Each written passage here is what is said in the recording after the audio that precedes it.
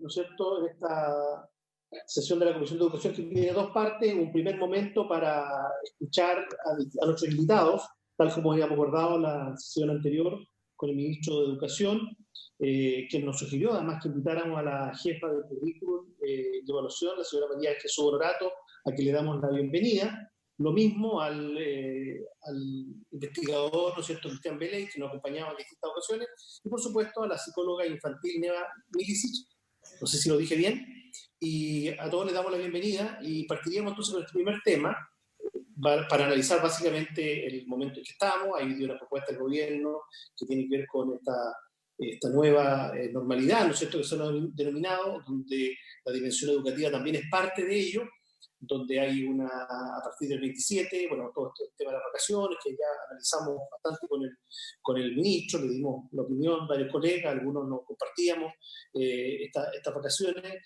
En fin, lo que se nos ha informado por parte de la autoridad sanitaria es que el criterio, por lo menos que se ha planteado, es que regiones, por ejemplo, como la de Aysén, donde hay muy pocos contagios o no los hay, o escuelas rurales de menos de 500 estudiantes, pudieran partir, ¿no es cierto?, de esta nueva normalidad, incluso desde el 27 en adelante. Hay una inquietud creciente de la ciudadanía, de las comunidades educativas, de profesores, de estudiantes, de apoderados, en relación a esto, y por supuesto nos interesa conocer la voz de los especialistas, partiendo por el Ejecutivo y que hoy día nos acompañan, para ver si estamos o no tomando las mejoras. Así como siempre hemos destacado, y también lo pedimos, los miembros de la comisión, que el gobierno decretara su oportunidad en la suspensión de clases cuando se hizo, y todos hemos destacado esa medida. Hoy día hemos visto expertos de salud pública, venía escuchando recién esta mañana a la directora de la Escuela de Salud Pública de la Universidad de Chile, a la Sociedad de Epidemiología, ¿no es cierto?, perdón, Inmunología, donde creen que el factor de propagación de los estudiantes podría ser algo peligroso. También me interesa conocer la otra dimensión que ocurre con los estudiantes, lo que están viviendo. Seguramente que hay situaciones de estrés. No es lo mismo el confinamiento en un hogar o en otro tipo de hogares. Aquí nuevamente en esta cuarentena ha aparecido, ¿no es cierto?, una brecha fuerte. Y de todos esos aspectos, también de la salud mental de nuestros niños, quisiéramos escuchar a nuestros especialistas que nos acompañan hoy. No sé si en el orden que lo he señalado, señor secretario, usted nos ayuda en eso. Yo me desconecto por ahora, o no me desconecto, me silencio. Sí, muchas gracias, presidente. Entonces partiríamos con la señora María Jesús Honorato, que es la encargada de la unidad de currículum del Ministerio de Educación. Bueno, muy buenas tardes a todos. Espero que se escuche bien. Estoy cerca del computador, pero ¿se escucha bien? Sí, ya. Bueno, muchísimas gracias por la invitación. Yo voy a compartir en mi pantalla una presentación. A ver si lo logro. Me inhabilitaron, dice compartir la pantalla. ¿Puede ser? Ahora puede compartir. Ay, gracias. Muchísimas gracias. A ver si me resulta ahora. Ahí sí. Ahí se ve. Bueno, sí, estamos bien. La idea es entonces poder compartir con ustedes el trabajo que se está haciendo desde la unidad de currículum a propósito de esta situación de suspensión de clases, en la cual nos toca directamente porque en la medida que tenemos digamos, esta estrechez del tiempo y lo que va sucediendo, que es un escenario cambiante, un escenario que naturalmente nos preocupa en términos de los tiempos para el currículum, es que la unidad de currículum ha pensado en conjunto con el Ministerio el plantear una priorización curricular, es decir, ponernos en un escenario, y lo complejo de esto ha sido en ponernos en más de un escenario, porque no es tan claro el tiempo de retorno, ni lo fue cuando empezamos a trabajar en esto. Desde muy temprano pensamos que se nos venía esto que era importante, a la tranquilidad, a los docentes de los establecimientos, de que no iba a regir este currículum completo, de que íbamos a priorizar y que íbamos a focalizar en algunos temas que eran más básicos. Entonces yo quisiera como contarles respecto a ese trabajo, En el primer entendido de que el currículum es concebido como un instrumento que asegura la igualdad de oportunidades. Nosotros consideramos que en Chile eso es así, y por tanto, desde esa perspectiva, sabemos que en la medida que este currículum es mandatorio para todos los establecimientos, también apostamos a que detrás de esto existan los recursos, de tal manera de que todos puedan tener acceso y permitir el desarrollo en todos los contextos. Entonces hay un primer pensamiento respecto al por qué es importante a lo mejor dar el paso de generar un currículum priorizado para todos, porque podría también no haber sido. Muchos establecimientos han llamado preocupados porque quieren priorizar, es decir, en general yo diría que las redes, las que tienen, los establecimientos que tienen mayor organización, los servicios locales, están hace un rato ya pensando en, bueno, ¿qué hacemos cuando llegue el retorno, digamos? ¿Qué va a ser lo que tenemos que pasar en cada asignatura? ¿Qué es lo relevante? Entonces, la primera pregunta es eso. Queremos entonces esta priorización para todos, de tal manera de asegurar una base para todos. Y eso es lo primero que planteamos, digamos. Sí queremos asegurar un currículum priorizado, por eso hacemos la apuesta de generar esta propuesta de priorización curricular, que tiene como objetivo guiar a las escuelas hacia objetivos de aprendizaje relevantes y pertinentes, pero también quiero aclararlo, yo partí por esto, pero esto es dentro de un plan, porque también uno pudiera entender, bueno, ¿cuál es el afán en este medio del COVID de estar chequeando objetivos? Porque perfectamente alguien puede pensar que tanto chequear objetivos en medio de esta situación, pero nosotros sí apostamos a que el aprendizaje es parte del desarrollo de la persona, y pensamos que aprendizaje es más allá del contenido puro y del conocimiento por el conocimiento. Aprendizaje tiene que ver con nuestro desarrollo en todas las dimensiones, por lo tanto, un buen concepto de aprendizaje es cuando uno logra utilizar esa palabra para hablar tanto de la dimensión valórica como la dimensión del conocimiento, como la dimensión de las emociones. Todo se aprende. Por tanto, en ese concepto es que nosotros pensamos que aspirar a que nuestros estudiantes, tanto hoy en sus casas, con las situaciones y oportunidades que están viviendo, estén aprendiendo, como en este retorno, que va a ser de alta complejidad, también estén aprendiendo. Entonces, bueno, este es el objetivo de una parte del plan, que es mostrarle a la escuela que no tiene el todo, sino que una parte, y por lo tanto que vamos a enfocar en este tiempo que nos queda, que todavía no tenemos la certeza de cuánto es, pero que sabemos que no es el año completo bajo ninguna perspectiva. Y que esta guía permita que todos los estudiantes sin exclusión puedan participar. Eso significa que es enfrentar este currículum, este proceso de enseñanza, con hacer valer el decreto, por ejemplo, el 83, prioritariamente de la inclusión, que debiera estar ya haciéndose valer, pero aquí, con mucha fuerza, lo que se aspira es que el establecimiento se hace cargo de acoger a cada estudiante y a cada familia para poder entrar nuevamente en este espíritu del aprendizaje. Entonces aspiramos a que sin exclusión todos puedan participar en este retorno y progresar en su aprendizaje y en su desarrollo integral, más allá solamente de chequear los objetivos. Los referentes que se usaron, lo siguiente. Primero, cuando uno tiene que pensar en, bueno, ¿dónde está lo importante? Uno empieza a pensar en los criterios que puedan surgir para poder hacer esa identificación, pero también tenemos un foco que es nuestra ley general, que ya nos plantea a grueso modo cuáles serían las dimensiones y qué debiera ser lo importante. Es decir, el currículum completo se hace en torno a los objetivos generales de la ley, el artículo 29, el artículo 30, y el parvulario también tenemos alguna referencia, pero eso es lo prioritario. Lo primero es mirar y ver qué es lo esencial, y ahí está en esos objetivos generales. En segundo término, fuertemente utilizamos el decreto 83, que regula la educación curricular en un contexto de educación inclusiva. Nos pareció que era un referente muy pertinente desde la perspectiva de que ahí se hace el ejercicio de priorizar.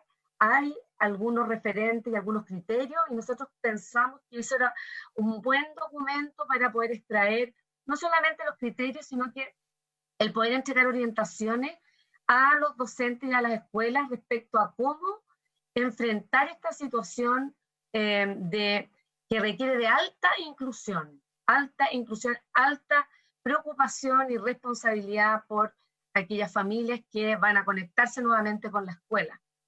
Enfatizar, como dice ahí, este decreto prioriza los aprendizajes que le llama imprescindibles para poder generar una flexibilidad curricular, identifica necesidades de apoyo, sea un elemento clave en este decreto, es que uno para poder echar a andar cualquier proceso de aprendizaje genere una evaluación diagnóstica y sobre eso se construya el proceso, y enfatiza mucho la colaboración y la participación para poder tomar decisiones respecto a desde a cómo evaluar, respecto a qué enseñar, cuándo enseñar, a cuáles son los momentos de la enseñanza, etc. Entonces, es un referente interesante, muy interesante. Después está todo el contexto nacional, que tenemos ya una variedad de escenarios. Hoy tenemos una variedad de escenarios. Acá, desde la unidad de currículum, hemos apoyado fuertemente el Aprendo en Línea, que es una posibilidad de conexión, pero tenemos claro que tenemos una cantidad de estudiantes sin conexión, y por tanto hemos tenido que echar a andar como ancla de este trabajo el texto escolar, que sabemos del cual disponen todos los estudiantes del país, en la cual se hace una tremenda inversión, y hemos hecho un esfuerzo por mejorar muchísimo los textos. Por lo tanto, pensamos inicialmente que como una herramienta ancla podría ser el texto escolar, y se ha solicitado entonces a cada director en distintos momentos que haga llegar el texto escolar junto a un texto complementario que es de lectura para cada estudiante del país.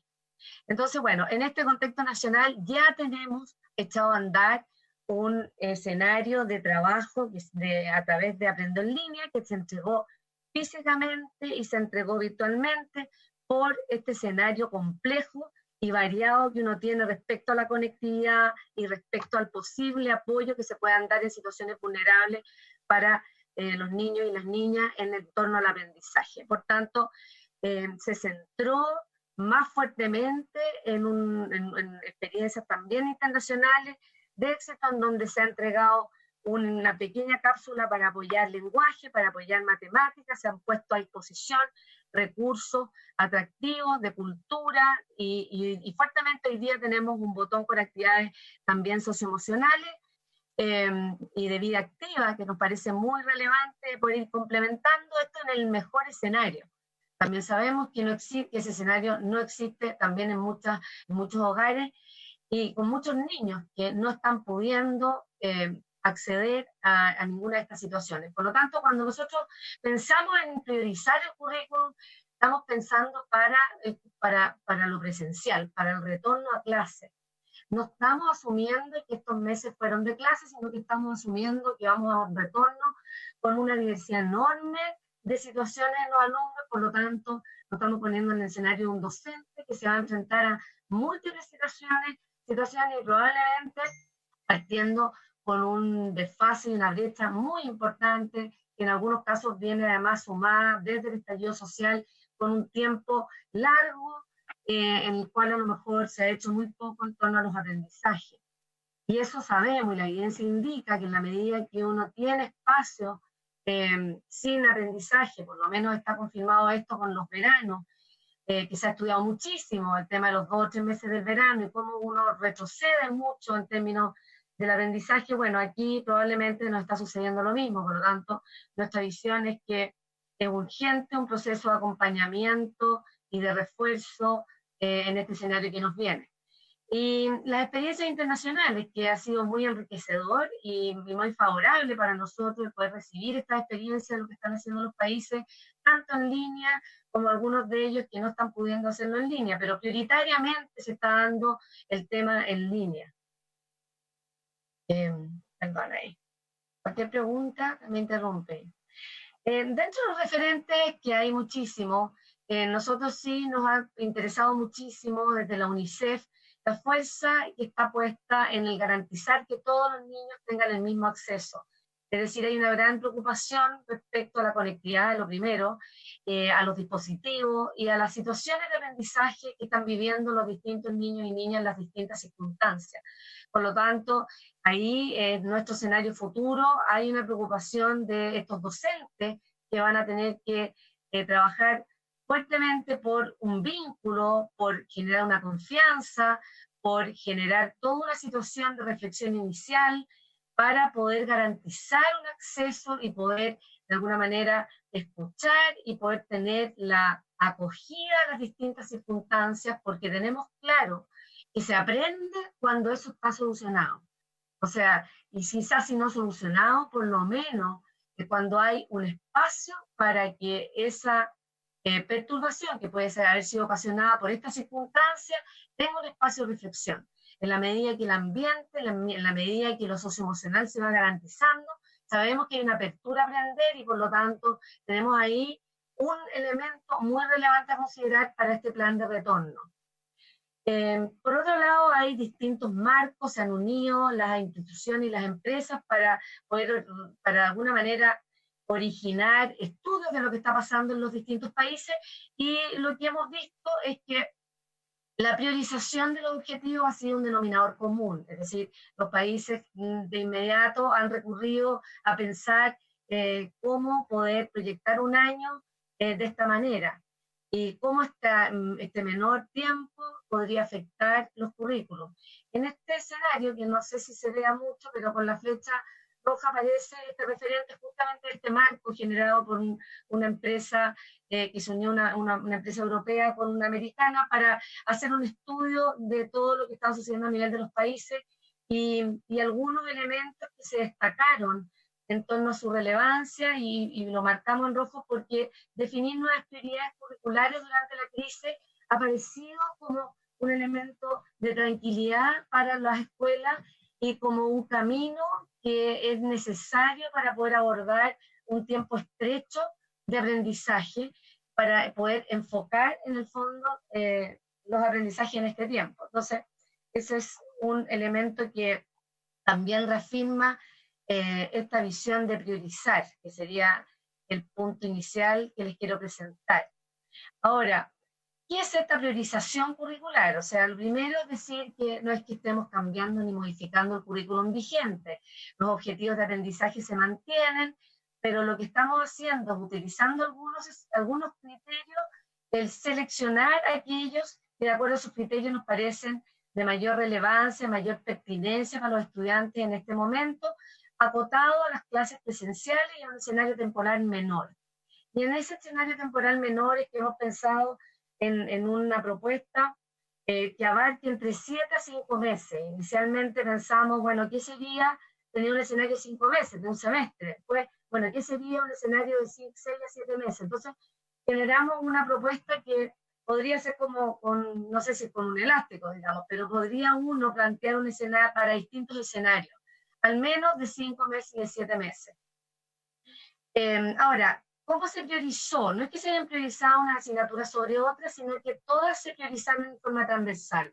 Nos parece que todas las asignaturas tienen una relevancia en este momento, desarrollan todas las dimensiones de los estudiantes, por lo tanto todas tienen importancia, y aplicamos esto a todas las modalidades, tanto la formación regular como la formación de jóvenes y adultos, que nos parece de alta relevancia en este momento, porque también es un escenario del cual tenemos que preocuparnos, y que de alguna manera recoge muchos estudiantes que hacen el 2 en 1, etcétera, para poder sacar adelante sus estudios. Entonces, tenemos que preocuparnos de esa alternativa.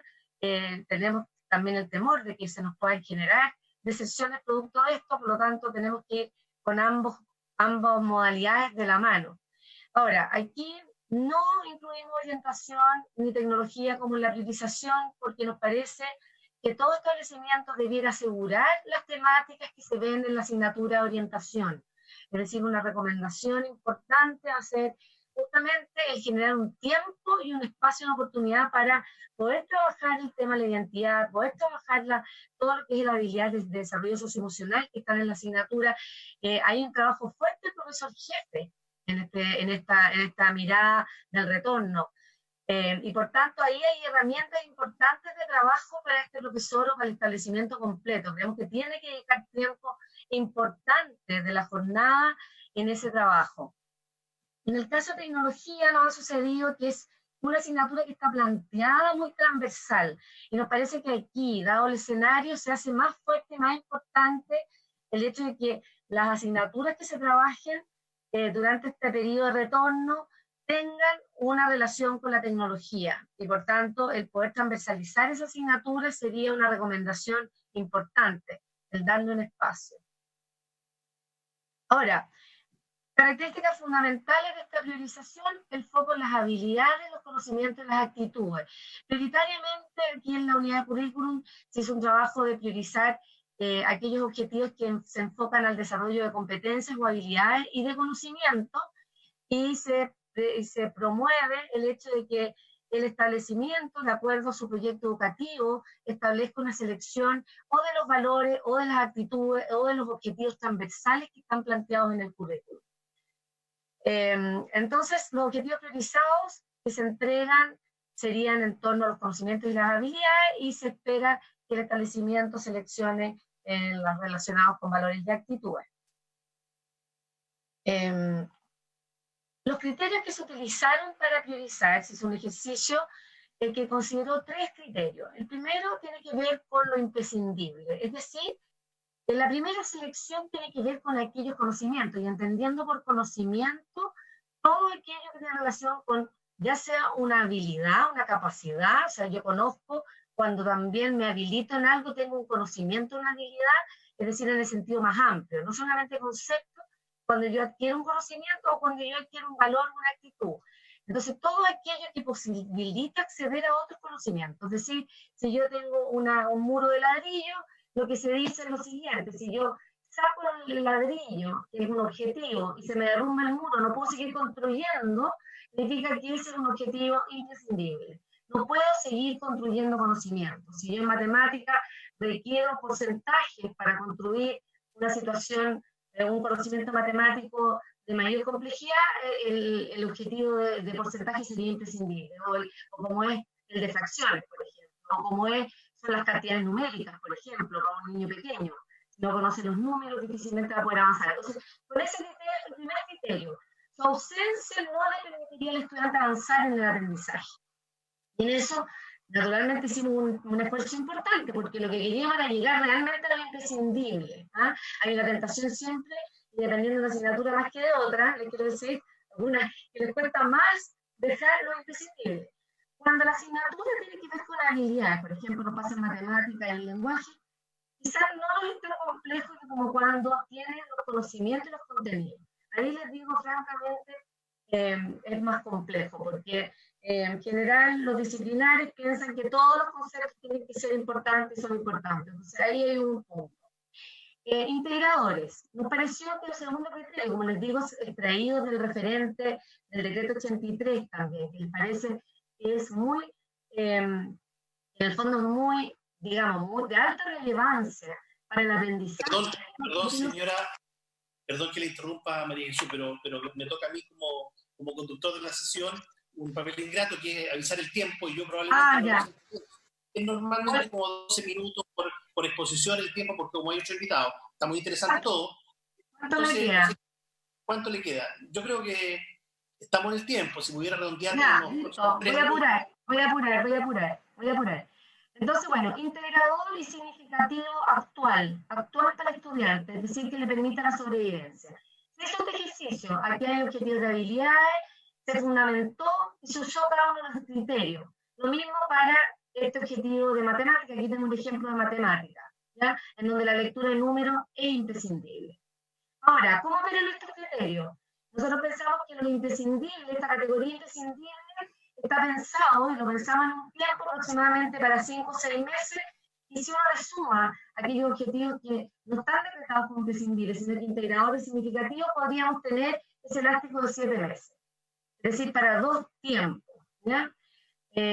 Corto, esto está inserto dentro de un plan de recuperación del aprendizaje. Por lo tanto, la priorización es un elemento. Donde hay 3 focos, que lo ven ustedes ahí: el vínculo, la experiencia de aprendizaje con el currículum priorizado y el acompañar y monitorear este proceso.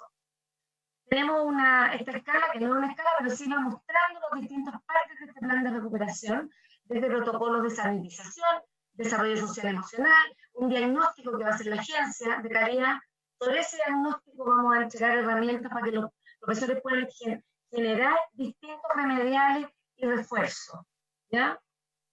Y aquí hacia adelante, voy a pasar muy rápido, está, y se lo puedo dejar, una lámina por cada uno de los componentes de este programa.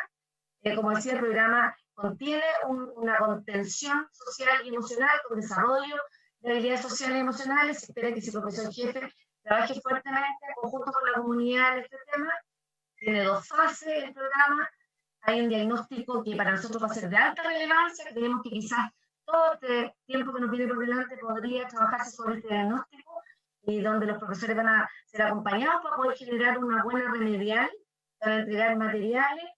Se propone una implementación temporal con una unidad de nivelación muy fuerte, que es variable dependiendo del contexto, e implementar con recursos el currículum priorizado. Hay a disposición televisión en este minuto, pretendemos mantenernos con un programa de televisión, una parrilla que va a apoyar asignaturas.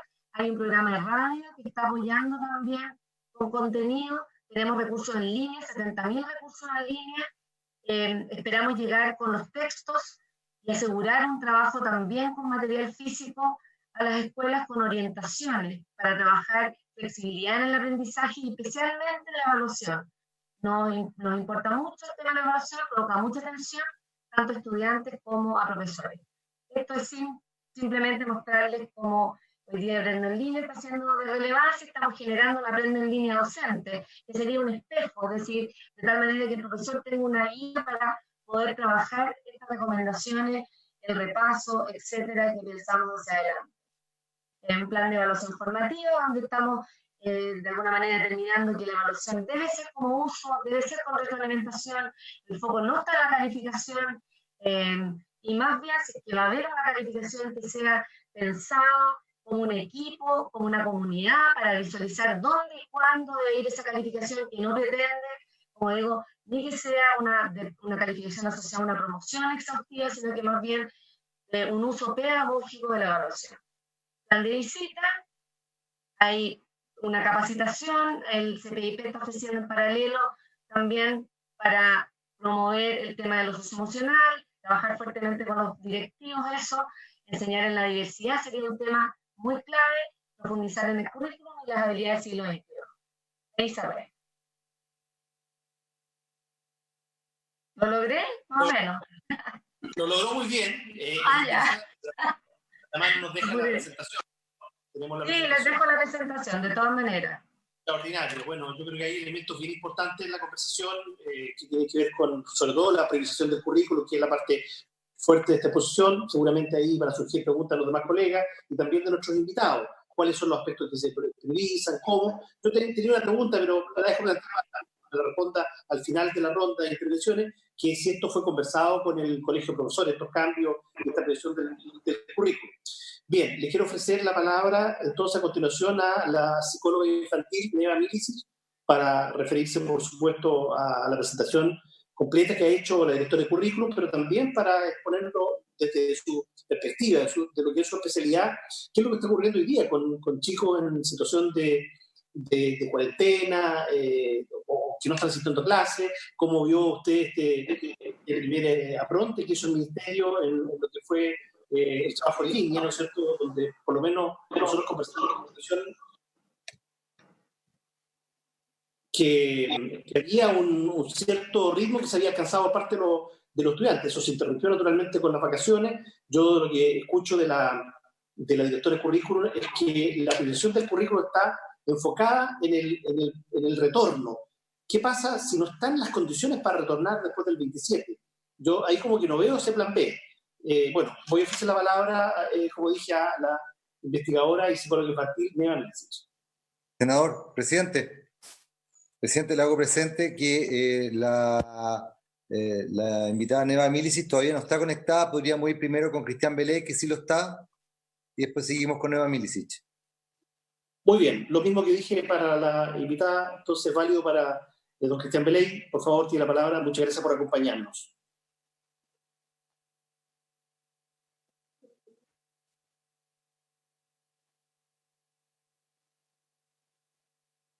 El audio. Cristian, tienes que... Me van a... Sí, pensé que ustedes me autorizaban. Bueno, muy buenas tardes ya. Muchas gracias por la invitación. Espero que estén todas y todos bien, y sus familias también. Voy a hacer una pequeña presentación y después espero que haya tiempo para conversar. Sobre todo, entendiendo que la invitación es a conversar sobre la pregunta que está en el aire, si es que es recomendable volver a clases y si es que no, entonces, ¿cómo podemos mejor organizar este tiempo tan excepcional de educar y aprender, enseñar y aprender en contexto de confinamiento? En ese sentido, parto inmediatamente diciendo mi conclusión sobre esa pregunta. Yo creo que es prematuro la conversación sobre la vuelta a clases y sería bueno todavía enfatizar la conversación sobre la mejor calidad del proceso de enseñar y aprender en este contexto de confinamiento. Pero voy a ir sobre el principio y me disculpan por lo corto del tiempo, voy a ser muy esquemático.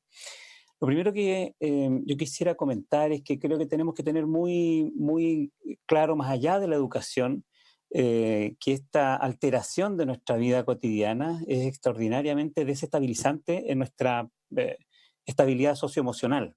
Creo que nuestra invitada Neva ojalá se conecte, ella es experta en esto, va a profundizar sobre esto, pero déjenme decirle que también para los sociólogos es bien evidente que la vida social se construye sobre este fundamento de la vida cotidiana. Cuando la vida cotidiana no es la que nos da más placer, no es la que nos da más satisfacciones, no es la que nos da más alegría, pero la vida cotidiana es la que nos da más estabilidad. Entonces, es el cimiento, es lo que está abajo. No lo vemos todos los días, lo damos por obvio y creemos que en realidad la alegría está en las otras actividades que hacemos, pero todas esas, cuando se rompe la vida cotidiana, descubrimos que en realidad están basadas en esta otra. Y entonces, esta otra, cuando se altera, mueve el edificio completo. Y creo que eso tenemos que tenerlo muy en cuenta, porque le estamos viendo el edificio completo a todos los niños, a las niñas, a las jóvenes, los jóvenes, a las profesoras, a los profesores, a sus familias, en fin, a todos nosotros también. La vida cotidiana, entonces, alterada, puede ser un riesgo muy grande para la salud mental y la estabilidad socioemocional de las personas. Dentro de eso, en la sociedad cotidiana, es por supuesto una experiencia tan masiva, tan institucionalizada y tan mandatada y Chile la ha logrado hacer cumplir, que se ha vuelto parte de esos pilares, de esos fundamentos. Entonces la discusión sobre la educación no es solo hoy día sobre si es que los objetivos, sino sobre cómo es que restauramos una cierta, entre comillas, normalidad que le dé a las personas una estabilidad socioemocional y no la ponga en riesgo. Estamos muy acostumbrados a decir que la educación tiene que ser para la vida, y se están preparando los niños y los jóvenes para otra cosa que viene. No, la educación es la vida. La educación es la vida misma de los jóvenes, de los niños, de las niñas. Y eso es lo que estamos descubriendo hoy día. Por eso es tan importante restituir una cierta conexión con su proceso educacional, porque su proceso educacional es también su vida, su normalidad, sus relaciones sociales, sus compañeros, su estabilidad. Creo yo, no hay que abordarlo solo en el tecnicismo de los objetivos educacionales, por decirlo así, sino que más allá, como una cuestión social que tenemos que ayudar a que se canalice de la mejor manera posible. Y lo está diciendo una persona que dedica su vida en realidad a eso, a otra parte, a los, diríamos, tecnicismos de la educación. Pero creo que en este momento, y con esto paso a mi segunda parte de la exposición, creo que en este momento, en tiempos de pandemia tan excepcionales como los que vivimos, el primer criterio general que tenemos que tener para abordarlo es que tenemos que suspender todas nuestras certezas regulares con las que hacemos funcionar la educación. estamos llenos en la educación de planificaciones, objetivos, regulaciones, que los años, los grados, los cursos, las asignaturas, las evaluaciones. Creo que es tan importante y tan delicado el momento que estamos viviendo que tenemos que poner todas en suspenso. Ser lo suficientemente valiente para ponerlas todas en suspenso y no tratar de hacer lo que en realidad nos resulta más natural, como siempre, que es tratar de, en este contexto alterado, reproducir y reacomodar lo más posible las cosas a las que estamos acostumbrados. Voy a decir cómo esto creo que en concreto se manifiesta, pero creo que es importante entonces reconocer que la educación institucional tiene toda una maraña, vamos a decir, de tecnicismo, que es lo que nos permite hacerla funcionar masivamente por años y años y a gran escala, y muy bien que así sea. En los tiempos excepcionales, esa maraña, esa regla, por eso uso esa expresión, maraña, puede más bien obstaculizarnos las soluciones y poner todas estas energías y recursos al servicio de los niños y las niñas, más que ayudarles. Entonces, mi temor, en el fondo, lo expreso, es que yo estoy de acuerdo con que hay que tratar de normalizar, entre comillas, lo mejor posible, recomponer un cierto proceso educativo, pero mal llevado ese proceso puede ser parte del problema y no de la solución. Mal llevado estoy pensando en cosas como estresar a los estudiantes, estresar a las familias, hacerles sentir que estamos perdiendo tiempo, que la evidencia muestra que una semana sin clase es dramática, un mes, imagínense, una pérdida, y ya un trimestre sin clase, usted desperdició su vida. Esa evidencia, que ya es discutible para los tiempos normales, esta vez no nos sirve. Es una evidencia que nos pone en una situación de angustia, de histeria, y lo que tenemos que darle a las familias y a los niños es tranquilidad. Al revés, Chile tiene uno de los sistemas escolares más masivos, con alta cobertura, con alta retención, con una escolaridad obligatoria de 13 años, 14 años de escolaridad para muchos estudiantes, cada vez más, con una jornada escolar de las más extensas en el mundo. Y ni los niños, ni las escuelas, ni los profesores se van a cambiar de planeta. Este otro año van a estar aquí y el año subsiguiente también.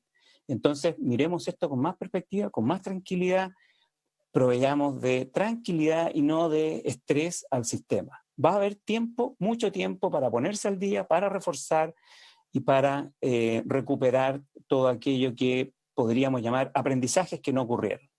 Quiero terminar sobre ese punto y con esto pasar a la última parte de mi exposición, que son ideas más concretas. Quiero terminar sobre ese punto diciendo algo que está muy vinculado con lo que la autoridad de la unidad de currículum estaba explicándonos.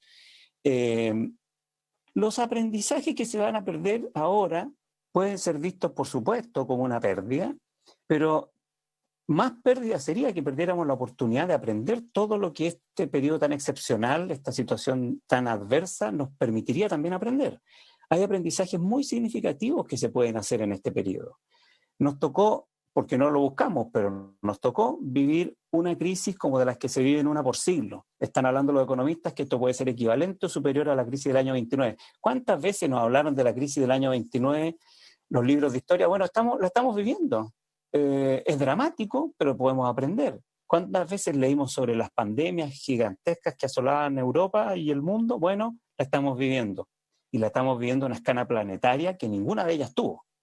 Entonces, si no hacemos de este periodo también un periodo de aprendizaje significativo sobre aquellas cuestiones que los estudiantes van a estar inquietos, vamos a perder el tiempo y vamos a decir, mira, no aprendiste los contenidos de la unidad 8, capítulo 3, y tampoco, porque estábamos muy nerviosos, aprendiste sobre lo significativo de esta experiencia, que es el valor de la civilidad, el valor de la solidaridad. ¿Por qué estamos recluidos? Porque estamos cuidando a las personas más expuestas. Y eso es solidaridad intergeneracional. Ah, mira qué bueno, no nos acordábamos mucho de eso.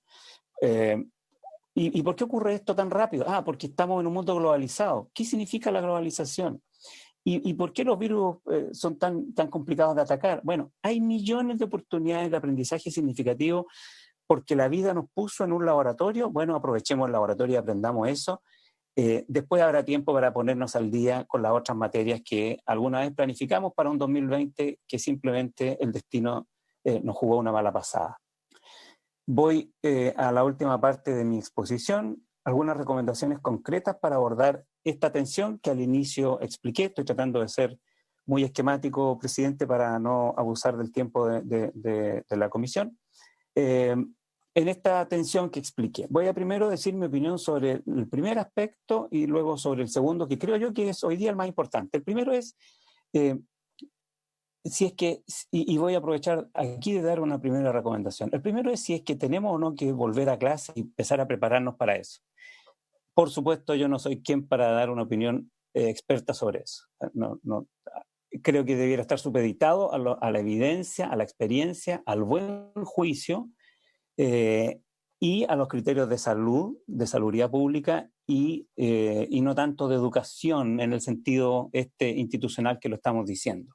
Parte de la salud pública, por supuesto, es el cuidado de los niños, su salud mental, su estabilidad socioemocional, y también es un criterio a tener en cuenta, por supuesto. Sin embargo, me dediqué a mirar estos días la evidencia que en el mundo existe sobre este punto, y la evidencia es muy preliminar. Los países han encontrado que suspender las clases es una medida potencialmente muy eficaz para controlar la propagación de los contagios.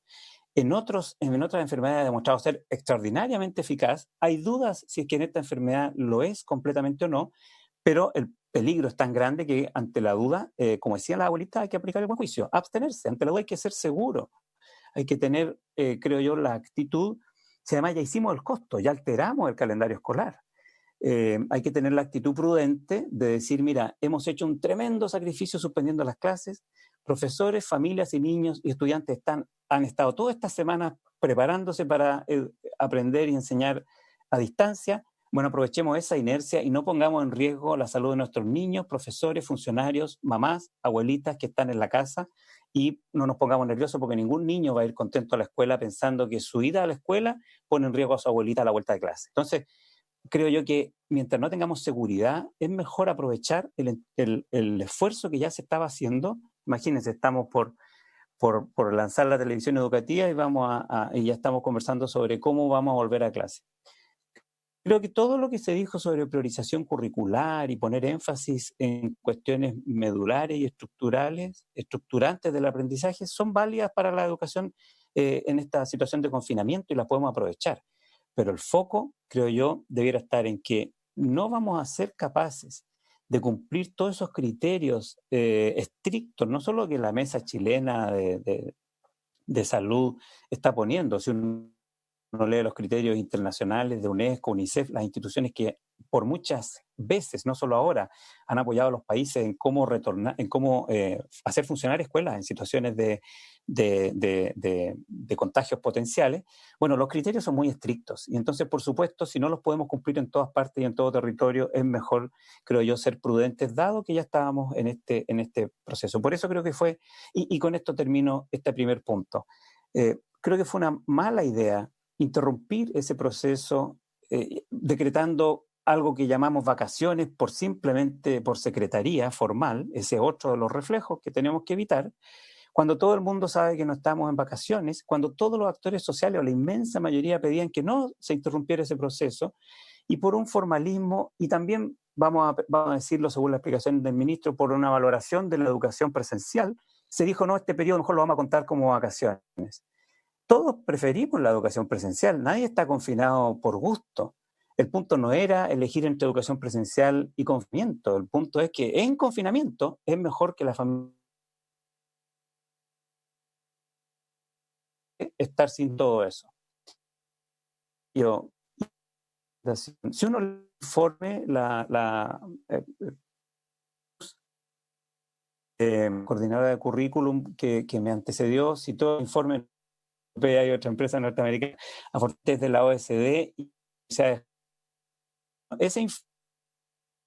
lean el informe. Primera recomendación, que establezca una mesa social de trabajo, actores sociales para ir tomando las decisiones sobre... Es la número 1 de recomendaciones, no es sobre tecnicismos educativos, es sobre la necesidad de toma de decisiones legítimo, porque las preocupaciones acá son sociales. Insisto, si Los profesores piensan que van a poner en riesgo su salud. Las familias piensan que van a poner en riesgo la salud de sus hijos o de sus mayores en la casa. No va a haber capacidad, no va a haber legitimidad y no va a haber capacidad de imponer ninguna decisión y vamos a tener un sistema extraordinariamente estresado ahora ya no solo por el confinamiento, también por el desconfinamiento. Entonces, la primera recomendación es tengamos una mesa social, una mesa de apoyo a la toma de decisiones. Por supuesto que las autoridades van a seguir tomando decisiones, pero van a ser mucho más legítimas y mucho más acompañadas si éstas han escuchado a los actores sociales relevantes. Y pienso que una vez que se gatille el proceso de vuelta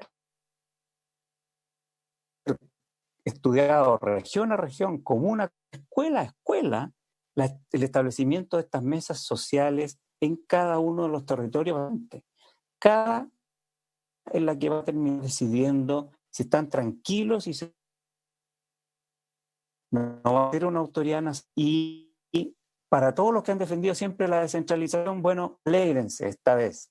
El proceso es el que necesitamos hoy día. Estoy un poquito sobre el tiempo, pero lo que yo creo que debería ser nuestra preocupación hoy día, que es cómo mejorar, enseñar y aprender en la situación de confinamiento que tenemos. En primer lugar, creo que es muy importante no pasarnos películas sobre la educación online y el uso de Internet.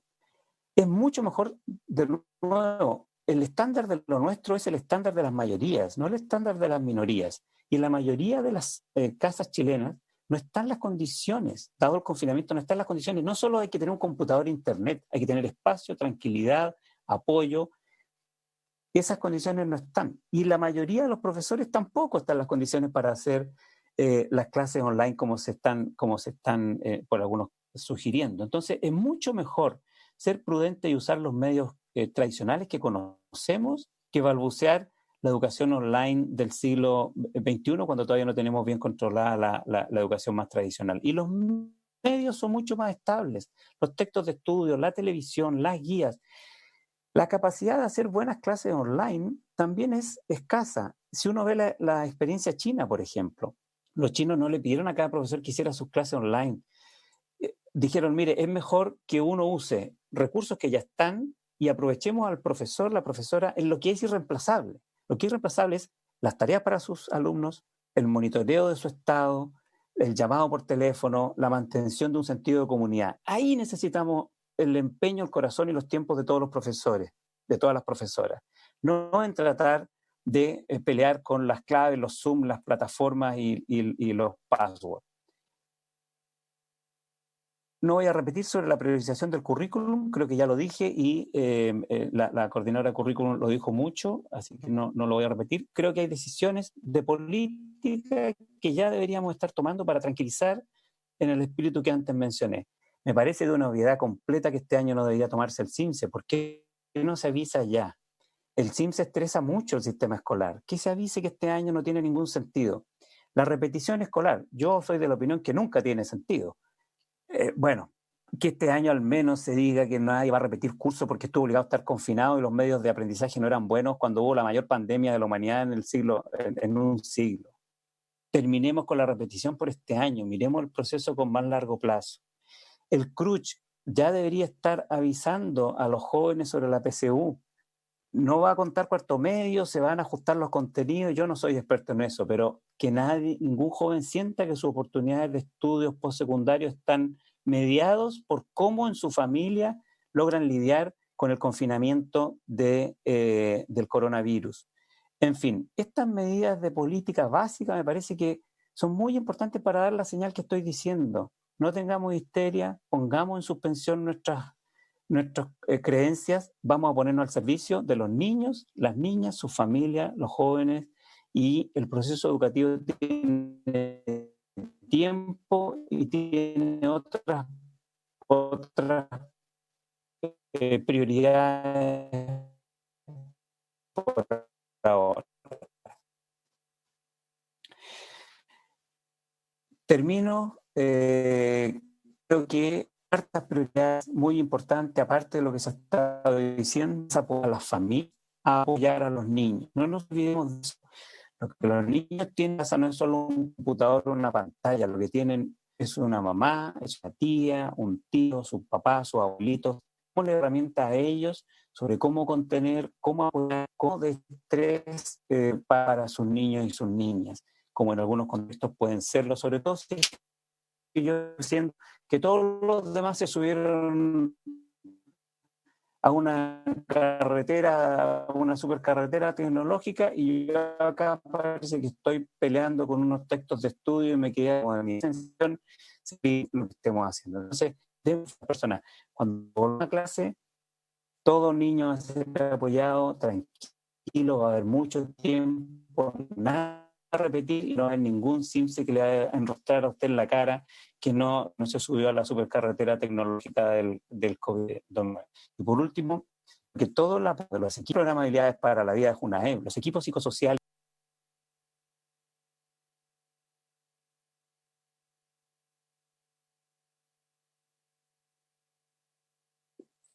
Parece que se desconectó. Sí.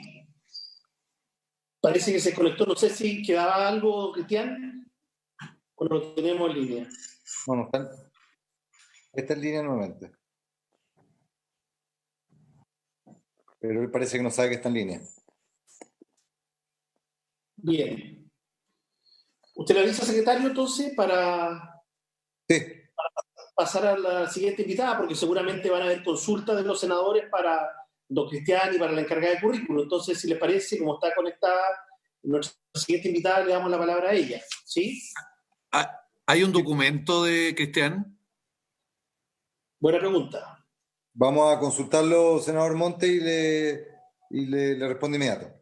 Muy potente la intervención, muy potente. Sí. Bueno, le damos la palabra entonces a la psicóloga infantil Neva Milicic. Mis disculpas primero por estar retrasada, pero estaba con una conexión con Colombia que se atrasó y entonces de ahí ya todo caminó mal. Gracias por invitarme. No sé cuánto puedo aportar en este minuto a esta discusión. Estuve pensando un poco estos 3 días antes de venir. Me he conectado con gente estoy trabajando en este rato con gente de la Fundación Educacional Arauco para ver cómo vemos el tema de la vuelta a clases y de la preparación de los profesores y en fin. Pero yo también me pregunto, igual con Cristóbal Rey, si es lo más astuto volver a clases, ¿no? La verdad es que el costo que podemos pagar es muy alto. Son tales los niveles de incertidumbre, porque y cómo hemos desconcertado a la población, no nosotros, sino que el mundo entero, de que no se contagia a los niños, pero resulta que no es tan claro que no se contagia a los niños, que no ataca a estos, que ataca al otro, que en fin, o sea, son demasiadas las incertidumbres. No sabemos si la gente después que se contagia queda inmunizada o no sabemos inmunizar, no sabemos cuánto tiempo va a durar esto, cuántos años va a durar esto, porque esto no se ve al corto plazo. Entonces, pienso que pienso además que va a traer mucha movilización social en contra de la vuelta a clases, ¿no? O sea, la probabilidad de que haya una huelga de profesores es altísima. Estamos jugando con la salud de los niños, ¿eh? Entonces, entre la salud y el aprendizaje, yo parece que me quedo con el aprendizaje, no, me quedo con la salud, ¿no es cierto? No le voy a perdonar nunca si se me muere un niño a los que decidieron la vuelta a clase, ¿no? No solamente si contagian al abuelo, sino es tan claro que esto sea así. Parece que los síntomas en los niños son de manera distinta. Entonces, creo que nos vamos a arriesgar a una movilización social que va a traer más... puedo estar perfectamente equivocada, no soy socióloga, soy psicóloga, así que voy a ir un poco a lo mío, pero si yo hablo como psicóloga de niños y como mamá y lo que he hablado con las mamás con mis hijas, con las mamás de mis nietos, los hijos de mis amigas, casi todos están bastante reacias a lanzar a los niños a una piscina que no sabemos si está con agua envenenada o si está con cloro, limpiecita, lista para andar, ¿no? Eso es una cosa que a mí me preocupa. ¿Qué es lo que tienen que aprender los niños en estas situaciones, primero tienen que aprender a afrontar las crisis. Las crisis vividas en la vida de la gente en un antes y un después. Uno dice, cuando se murió mi mamá, cuando me casé, cuando repetí, o sea, todas las situaciones de vida vitales vividas en el mundo en dos. Todavía hablamos de la que a ninguno de nosotros nos tocó vivir, de la crisis del 30 y tantos, ¿no es cierto? O sea, nos pesan en la historia y esto nos va a pesar en la historia. ¿Qué vamos a haber aprendido como sociedad? ¿Qué van a haber aprendido los niños? ¿Qué van a haber aprendido de sus padres? Entonces van a tener que aprender de sus padres a organizarse y la flexibilidad. Y cuando hablamos de los niños, hablamos de una hipótesis, porque los niños son todos distintos. Las familias son todas distintas. En este caso, la brecha digital, ¿no es cierto?, que sigue atacando a los más pobres en términos de sectores de pobreza. Y eso lo vamos a tener que ver de cómo solucionarlo, porque para allá va la humanidad. A mí no me gusta tanto el mundo digital, pero no puedo cerrarme los ojos de que es la mejor manera de aprender muchas cosas y que los niños que tienen acceso a aprender online están en mucho mejores condiciones y los profesores que tienen esos niños también están en mejores condiciones. Entonces creo que vamos a tener que ver cómo disminuir esa brecha digital. Me gustaría sugerirles la lectura de Sugata Mitra, que es un hindú que vive ahora en Estados Unidos, pero que vivió en Escocia y que hizo una tremenda revolución educativa en la India poniendo aparatos de computación en las plazas. Y él tiene todo un sistema de enseñarle a los niños, claro que ahora no se puede aplicar, que es en grupo a través de la computación, ¿ya? Que es el aprendizaje autogestionado.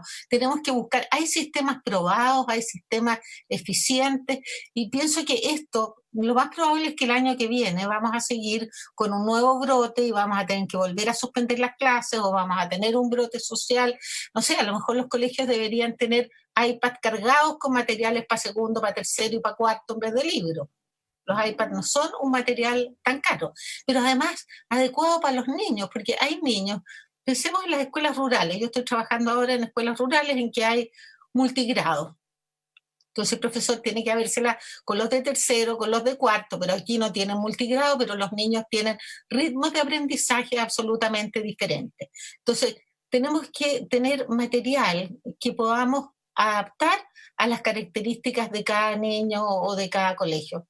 Siempre me acuerdo de esto de la educación en línea de una abuela de una escuela en que fuimos a hacer una intervención, un trabajo, que ella decía lo orgullosa que se había sentido cuando había aprendido a manejar el computador, cuando había bajado información. Y yo que también soy abuela, también cuando hago un avance tecnológico me sube la autoestima mucho más que cuando leo el último libro de mi especialidad. O sea, creo que realmente es posible hacer capacitación a los padres cuando volvamos a clase, de manejar algunos elementos clásicos y de ver algunos materiales. Para allá va a ir la educación, gústenos o no. Ahora, siempre va a haber la educación presencial y creo que desarrollar las competencias emocionales de los profesores en el sentido de que se sientan figuras de resiliencia para los niños, figuras importantes y significativas que les enseñan a vivir la adversidad, que les permiten conectarse con sus emociones, que les permiten ver cómo podemos salir y reconocer en cada niño sus talentos. O sea, más que normalizar un currículum, a mí lo que me parece que habría que hacer es ver cuáles son los talentos de cada niño, porque los niños están muy estresados y cuando tú tienes un talento, te interesa aprender, ahí están tus intereses. Entonces yo aprendo música o aprendo pintura o aprendo historia. Estas asignaturas tan vilipendiadas como la música, el arte y la gimnasia son las que nos han salvado en esta pandemia. Es lo que los niños hacen, los niños pintan, los niños escuchan música, los niños aprenden bailes, aprenden, saltan y hacen una serie de cosas que son buenas para su situación de confinamiento. Entonces, si el profesor se ve como un tutor de resiliencia, que es capaz de encontrar cuáles son los talentos específicos de cada niño y que nos dejemos de creer que los pescados tienen que aprender a volar y los conejos tienen que aprender a nadar, ¿no es cierto? Cuando aprendamos que si yo siempre planteo si uno quisiera si el papá de Pablo Neruda hubiera querido que fuera futbolista porque se gana tan bien, ¿no? y el papá de Alexis Sánchez lo hubiera querido hacer poeta, habrían perdido muchísimo tiempo. Cada uno tiene talentos dentro de los cuales aprende muy fácilmente. Y esas posibilidades de aprendizaje hay que personalizarlas desde pequeños. Los niños que son buenos músicos aprenden a tocar a los 5 años, los niños que aprenden a pintar. Somos un país de poetas y no se necesita tanto para enseñar. Cuando yo pienso en Saramago, por ejemplo, que en el discurso del premio Nobel le agradece a su abuelo por los cuentos que le contó cuando era pequeño, y su abuelo era analfabeto criador de cabras, ¿ya? Pero fue una figura que fomentó la resiliencia, que se conectó con los intereses del niño. Si los libros del Kraft que están en las bibliotecas rurales pudiéramos sacarlos para que los niños los usen en su casa, se van a romper, sí.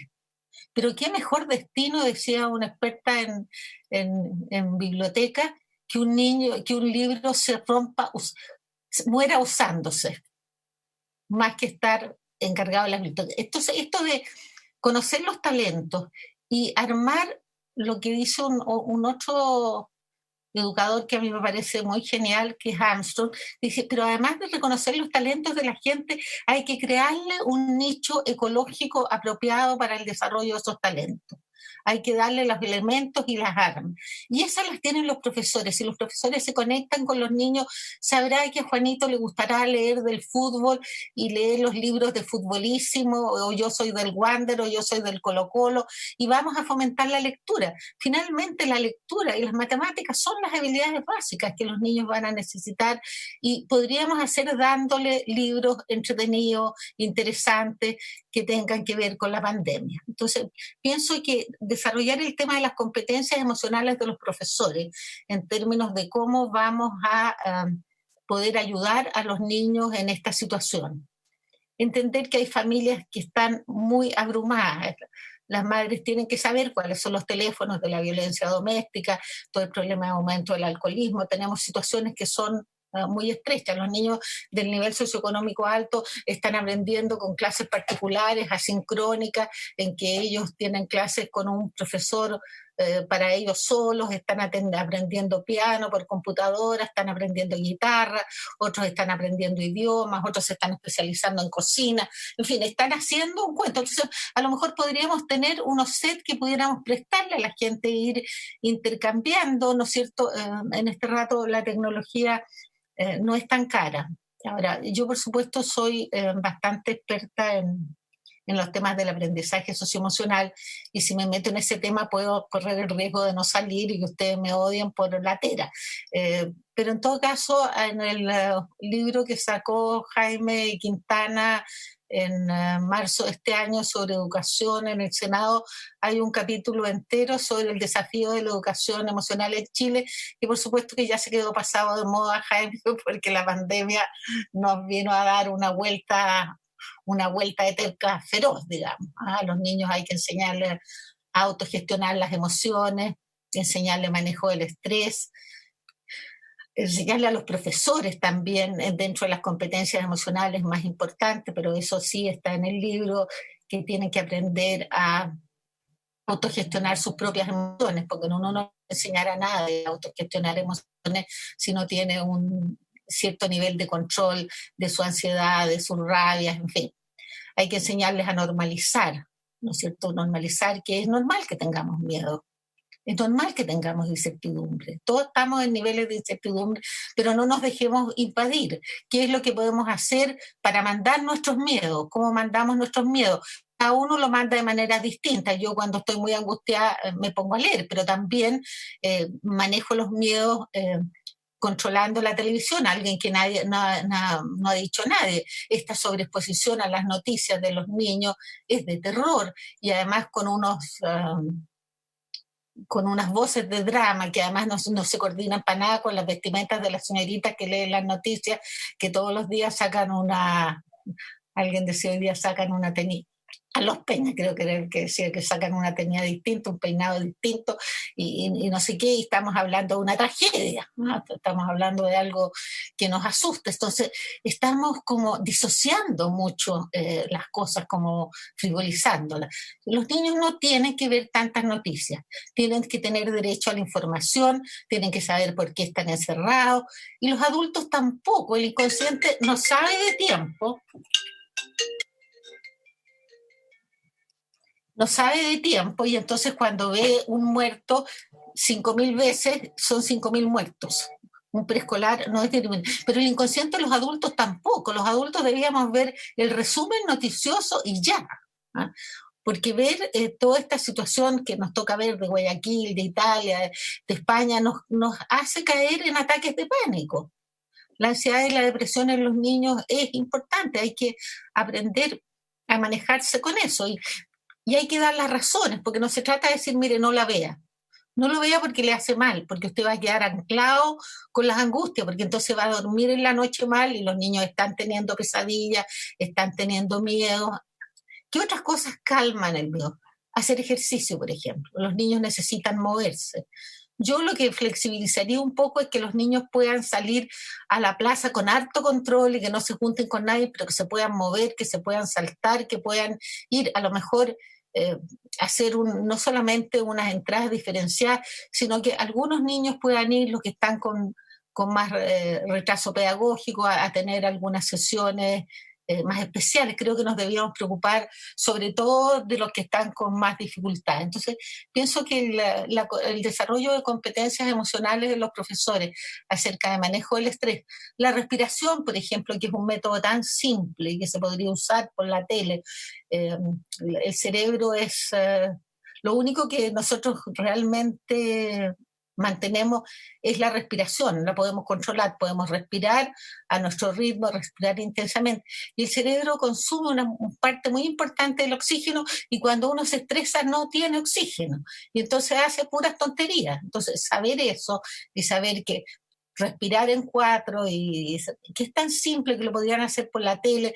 Hay un programa que se llama La Ranita Atenta, que es un programa de mindfulness para los niños, que se podría pasar. El cine es una oportunidad importante de aterrizaje, de aprendizaje emocional. Tener un listado de 10 películas que se puedan ver en familia, y después que los niños comenten, hagan un dibujo, conversen. Si le pudiéramos enseñar a los padres y a los profesores, lo importante que es escuchar a los niños. Hay que darles información acerca de lo que ellos preguntan.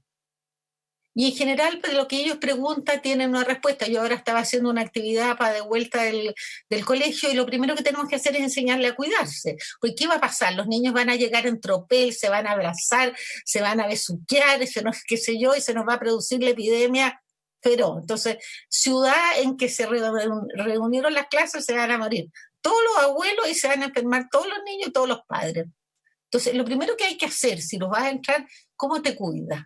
¿Qué aprendiste en estos días? Ellos vieron Telesuficiente. Que ellos se pongan la norma. Cuando los niños dicen lo que tienen que hacer, ellos aprenden. Cuando escuchan, no aprenden. Si nos dieron una lengua y 2 orejas para que aprendamos a escuchar más que hablar.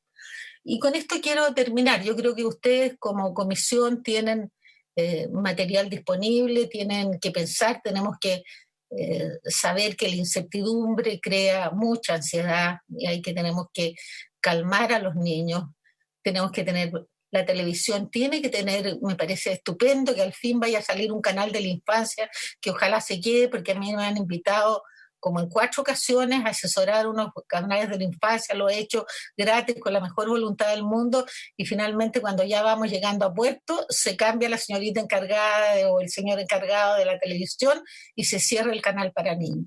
Es muy injusto que los niños ricos tengan una posibilidad de acceso a programas educativos en la televisión y los niños pobres no. Y en ese sentido yo le pediría a los PDTR, a los WOM, en vez de hacer estas horribles campañas que hacen de publicidad cada vez más ordinarias y eróticas, que hicieran un regalo a los niños y abrieran algunos de los programas para niños que se sabe que son educativos, porque las madres están cansadas. Las madres dejan a los niños en la tele porque ya no pueden más, porque están lavando, planchando, de esto debe ser una proyección, haciendo el almuerzo, pelando las papas y entre medio cuidando a los niños y haciendo el teletrabajo. Porque los hombres cuando hacen teletrabajo dejan la casa atrás. Uno no deja la casa atrás. Uno dejó la olla, la puso con el tiempo, porque las mujeres, además de hacer más trabajo doméstico, tienen la carga emocional del trabajo, que es programarlo, como ustedes tienen la carga de pensar qué van a hacer los niños, cómo lo van a hacer, cuándo. No es solamente lo que hacen, es la carga mental de estar programando y que el niño tiene que acostarse, que tiene que tomar el remedio, que no sé qué. Yo cuando trabajo con mujeres en Zoom, aparecen los niños, se sientan en los brazos. Nunca me ha tocado con un hombre. O sea, los hombres cierran la puerta y se olvidan, ¿no? Yo creo que los hombres son, y esto es una agresión, postergadores natos, porque las mujeres tenemos que responder en forma inmediata a las demandas de los niños. Cuando un niño llora porque quiere mamar, hay que darle pecho nomás. Cuando un niño se hizo pipí, lo vamos a mudar, tiene que ser al tiro. Si tú le encargas una tarea a una mujer, en general la hace y al tiro, ¿no? Los hombres postergan mucho más, ¿no? Porque no tienen esta premura que las cosas que dejas para después en general no se hacen.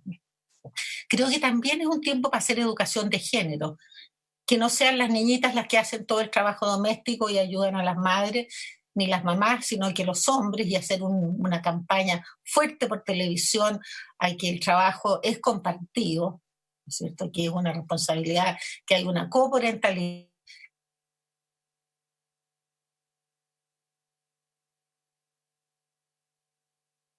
¿Por qué yo tengo que hacerle la cama a mi hermano? ¿No?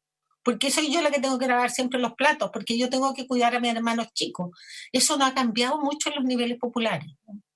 Se puede hacer campañas educativas. Este es un buen minuto, la gente está sensible. Habría que poner esa mesa social que dice Cristóbal, a pensar qué buenos programas le vamos a ofrecer a los niños, cómo lo vamos a publicitar, cómo vamos a conversar de las películas. Hay películas tan lindas como Los Niños del Cielo, Intensamente. Los niños pobres no van al cine. Tener una hora de cine en familia es la mejor posibilidad de aprendizaje emocional, como son las novelas, que te cuentan las historias completas, te hacen la narrativa, te dicen lo que pasa antes o después. Hay todo un aprendizaje emocional en los personajes. Hay muchos libros psicoeducativos ahora que son importantes para los niños. Hacer una repartición para los niños que tienen miedo, para los niños que tienen pesadillas, hacer un listado que los padres puedan compartir y pasar. Y vuelvo a insistir que el cuento de los talentos y del crear nichos ecológicos para el desarrollo de los talentos es la clave de una buena educación. Cada vez más los países van a un currículum bastante mínimo, pero con hartas diferenciaciones en términos de materias y de asignaturas que tengan que ver con los intereses de los niños. Cuando uno está angustiado no puede aprender cosas que le son muy difíciles. Tiene que aprender cosas que le gusten, que le interesen, y para eso tenemos que escuchar a los niños. Bueno, eso, me corto para que tengan otras posibilidades de hablar o si quieren hacer alguna pregunta. Bueno, agradecemos a Neva Milici su interesantísima exposición, lo mismo que las tres que hemos tenido el día de hoy. Yo creo que, bueno, estas son las intervenciones, ¿no es cierto?, que nos gustaría ver en los matinales. Lamentablemente hay alcaldes que nos dejan mucho espacio para las cosas realmente interesantes, para cómo orientamos a la familia en este proceso de confinamiento obligado, como decía Cristian, que nos encontramos. Pero lo importante es que el Ministerio de Educación tome nota de lo que aquí están planteando nuestros expertos, porque la tónica pareciera ser que no se está escuchando a los especialistas. Claramente lo de las vacaciones, eso no ocurrió, y estamos a tiempo todavía para, como se decía también, legitimar las acciones de política pública que se tomen de aquí en adelante.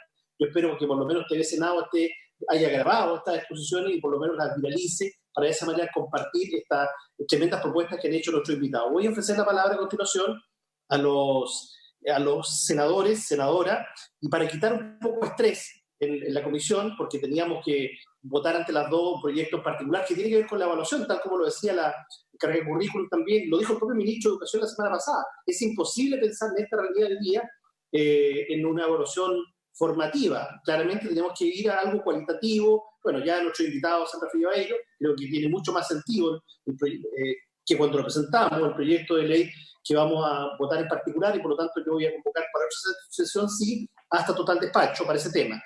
Entonces aprovechemos el tiempo que resta, por supuesto con una prórroga correspondiente, unos 20 minutos, para que cada senador, ojalá de manera bien concisa, pueda hacer las preguntas para aprovechar bien a nuestros tres invitados. Ofrezco la palabra, señor secretario. Yo apago.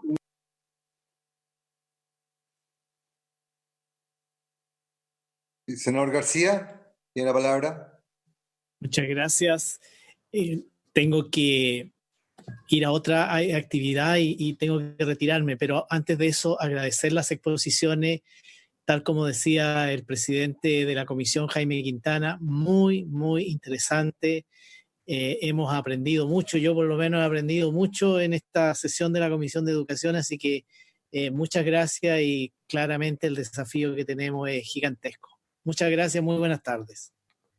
Buenas tardes, muchas gracias. ¿Sí? ¿Algún senador, senadora? Ahora, Roboste. ¿Y la señora Fonbeer? Senadora, ¿tiene la palabra? Ahí, perfecto. Perdón, sabía de cuál de las dos senadoras. Buenas tardes a todos, agradecerle a nuestro invitado y quizás más que una pregunta, una inquietud, porque yo de pronto siento, y algo dijo Cristian, que nosotros estamos mirando las medidas que hay que tomar, básicamente el tema de vuelta a clase, como que tuviera que ser en todo el país al mismo tiempo. Y la verdad es que yo creo que las realidades de Santiago con las realidades de regiones son sumamente distintas. Y cuando a mí me toca en mi región, la realidad de Valdivia es muy, muy distinta a la realidad de Panguipulli, y dentro de Panguipulli, la realidad del pueblo de Panguipulli es muy distinta a la realidad de Liquiñe, por ponerles un ejemplo. Las realidades son muy distintas. Entonces, cuando nosotros normalmente en Chile tomamos como la decisión para todos al mismo tiempo, y todo igual, y yo creo que tenemos acá un desafío, y planteárselo también así a la gente del Ministerio de Educación.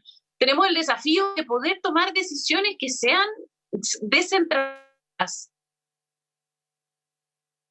Una comuna, yo puedo tener una realidad muy distinta si yo estoy hablando de Valdivia Centro y si estoy hablando de Los Pellines, ¿ya? Les estoy poniendo estos ejemplos tan locales porque quiero transmitirles que cuando uno dice no podemos volver a clase, es como que no pudiéramos volver a clase en ninguna parte.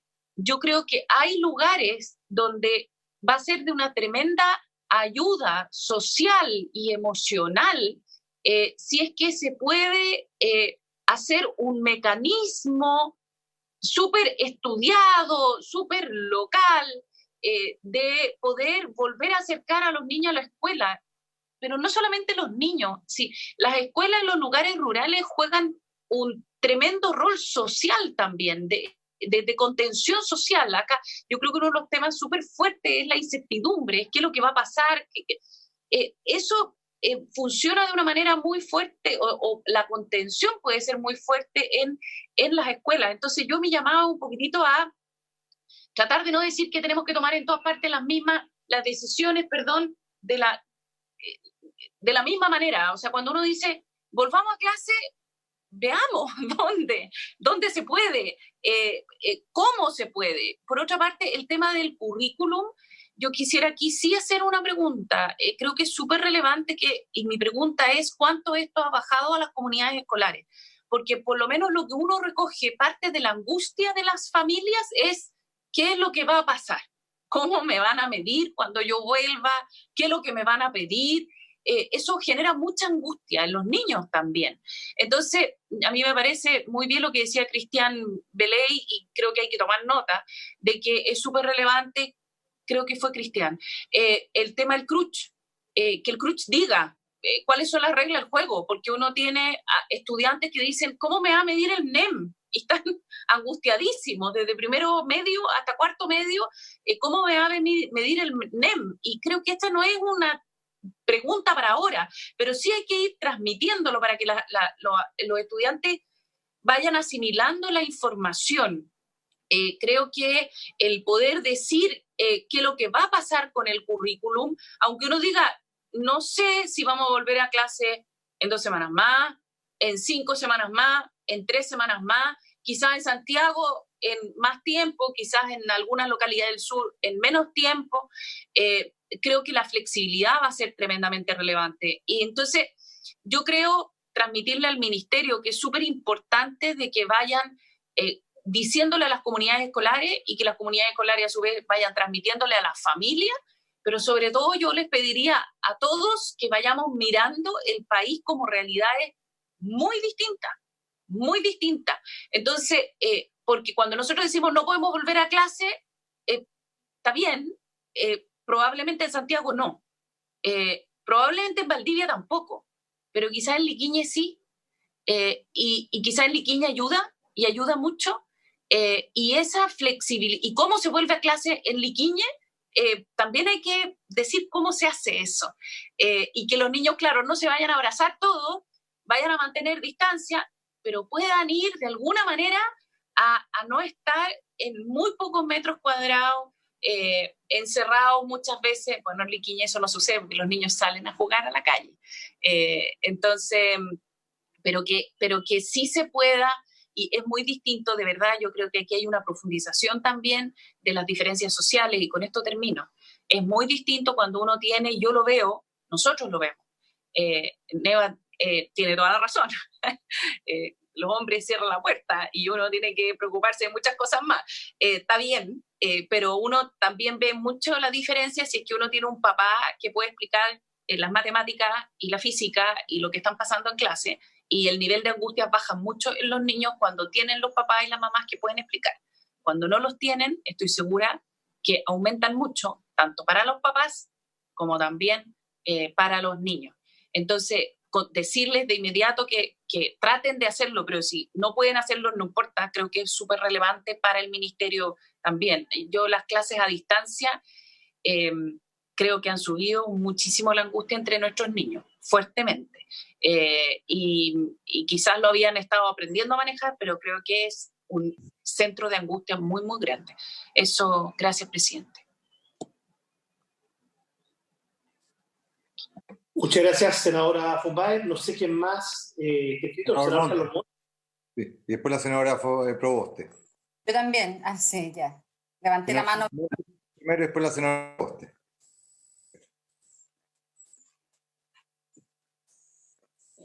Entonces, no deja. Carlos, no, dale tú, chiquitez. Primero la senadora Proboste. Como ustedes quieran. La senadora Proboste, sí. Ya, senadora Proboste, no quiero. Bueno. Perfecto. No hay problema. Bueno, agradecer a nuestros invitados. Creo que las exposiciones de Cristian, de Neva, son muy, muy relevantes en este contexto que estamos viviendo. Y creemos que también en esto el rol que tiene que jugar el Parlamento es de apoyar en entregar certezas, y por eso que presentamos un proyecto de ley junto con el senador Quintana, el senador Montes, para que durante lo que dure este decreto, cuando existan estos decretos de catástrofe, se le diga de inmediato a las comunidades educativas en que no va a haber pruebas estandarizadas. Lamentablemente lo declararon inadmisible y le hemos pedido al Ejecutivo desde la semana pasada que pueda suscribirlo, porque coincido plenamente con lo que ha señalado Cristian Beley, en que este es el tiempo de apoyar con mayores certezas. Yo quisiera hacer algunas consultas, particularmente a Jesús, a la jefa de la unidad de currículum, porque la semana pasada el ministro de Educación, cuando estuvo en la comisión, habló de su plan de regreso a clases. Y dentro de este plan de regreso a clases hay un punto, él habló de tres elementos de este plan de regreso a clases, pero hay uno que tiene que ver con la unidad de currículum, en mi opinión. Algo lo dijo hoy día Jesús, pero señaló en que iban a priorizar contenidos y áreas en base a 3 criterios, que fueron los que usted describió hoy día en su presentación, que eran áreas fundamentales, áreas de integración y ramos de actualización. Y quiero que ojalá pudiera usted profundizar de eso, y se lo quiero preguntar, porque esto contrasta fuertemente con la opinión de los expertos, que nos señalan en que hoy día este proceso que estamos viviendo, más que colocar el énfasis en el plan de regreso a clase, es cómo podemos ayudar desde el punto de vista socioemocional y apoyo a través de herramientas pedagógicas a los alumnos y a los estudiantes. Esto es un proceso nuevo, muy nuevo para muchas familias que han pasado más tiempo como nunca antes en su historia con sus niños, niñas, aquellos que han tenido la posibilidad de hacer un trabajo remoto, aquellas que a lo mejor estaban con trabajo independiente y hoy no tienen ninguna posibilidad de continuar esas actividades laborales. Por lo tanto, también hay angustia en la familia desde el punto de vista de el sustento laboral, no hay claridad, no hay apoyo. Entonces, lo quiero preguntar porque contrasta fuertemente con las opiniones de los expertos, no solo los que hemos escuchado hoy en la comisión, que a Cristian Beley y a Neva Milicic, sino también a muchos otros expertos que han concurrido muy generosamente durante este tiempo a decir, ¿sabe qué? El foco está equivocado. Más que colocar este foco en el plan de regreso a clase, yo tiendo a compartir en que esto tiene que ser descentralizado. Solo comparto ese aspecto de lo que dijo la senadora von Behr. El problema es que cuando no existen instancias descentralizadas, es el mismo centro que toma las decisiones pensando en qué es lo que es mejor para esos territorios.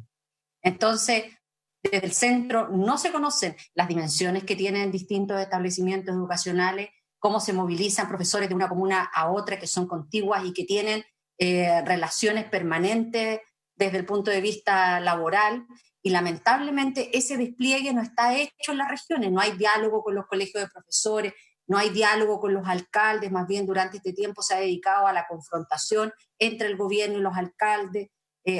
Tenemos muchas comunas que hoy día la educación sigue estando en manos de los municipios y uno ve que aquellos municipios van en la dirección absolutamente contraria, es decir, aquí tenemos que avanzar en más protección a las familias, más protección a las comunidades, evitar todo tipo de aglomeraciones y los mismos expertos así también lo han señalado. Entonces, me gustaría, aprovechando la presencia de la jefa de la unidad de currículum y evaluación, conocer cuáles son esas áreas fundamentales, esas áreas de integración y los ramos de actualización de la cual nos habló el ministro la semana pasada. Senador Montes.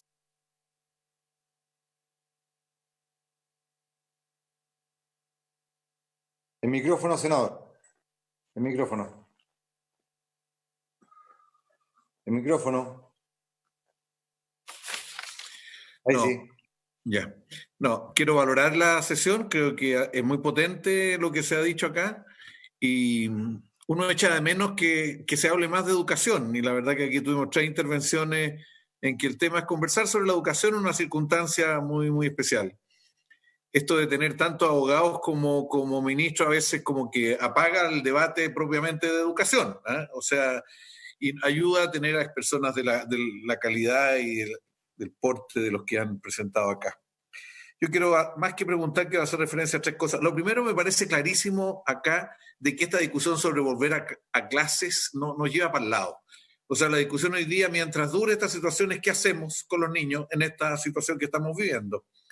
O sea, la discusión central, como decía Cristian, es sobre la vida que están viviendo los niños y cómo la educación a partir de esa vida, ¿no? Y eso yo lo encuentro que ojalá se incorporara en todos los debates. Y además, esta idea de tener una mesa social que vaya recogiendo a niveles locales y distintos lados, por lo menos las sensibilidades, creo que es algo que hay que verlo y valorarlo, y eso no solo para regiones rurales y comunas rurales, sino que para todo, incluso acá en Santiago, porque las realidades son muy distintas. Lo segundo, me gustó mucho un concepto de Nidia, esta idea del profesor de la resiliencia. O sea, yo creo que es cierto, los niños hoy día están viviendo situaciones, los profesores conocen sus limitaciones, sus talentos, y pueden ser un factor muy de apoyo a la familia, de darle mucho más fuerza a las particularidades que está viendo cada niño en los procesos de aprendizaje que tienen en su casa, porque los tienen. ¿Por qué me importa tanto esto? Porque había una manera todos estos años, de construir el ministerio como que el ministerio tiene que orientar a los profesores y decirles esto es lo que hay que hacer. Y yo creo que debe llegar un tiempo ya, es que está bien que diga eso el ministerio, pero darle mucho más espacio a la creatividad de los profesores, especialmente ahora. La descentralización no es solo a nivel de comuna y de colegio, sino que también de que el profesor pueda tener posibilidad de desplegar su creatividad, su construcción. O sea, otro rol para el profesor. Por eso me gusta la idea del profesor de la resiliencia para los tiempos actuales particularmente. La tercera cosa, yo creo que la encargada del ministerio yo la compadezco. A mí me gustó en general la manera en que reflexionó sobre todos los temas, me sorprendió porque pensé que el ministerio no estaba pensando nada en la realidad actual y estaba mucho más pegado en los programas permanentes. Y creo que para ella va a ser complejo. Probablemente ella tiene niños alrededor y esos niños ella querrá tener una relación más parecida a lo que plantea Neva y Cristian, que en el fondo crear un escenario de aprendizaje, un clima ecológico, se decía, aprendizaje singular. Pero tiene que cumplir ese rol. Entonces, ¿cómo conjugamos bien el marco general con el espacio de creatividad que tiene que contemplar el ministerio con más fuerza y sentirse menos normativo, menos orientando y más bien estimulando?